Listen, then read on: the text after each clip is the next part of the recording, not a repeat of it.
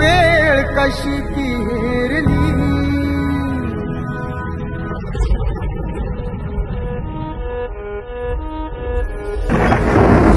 बसला होता काळ कसा महापुरुषावरती, देशोदेशी वार्ता पसरता हलवून गेली ही धरती.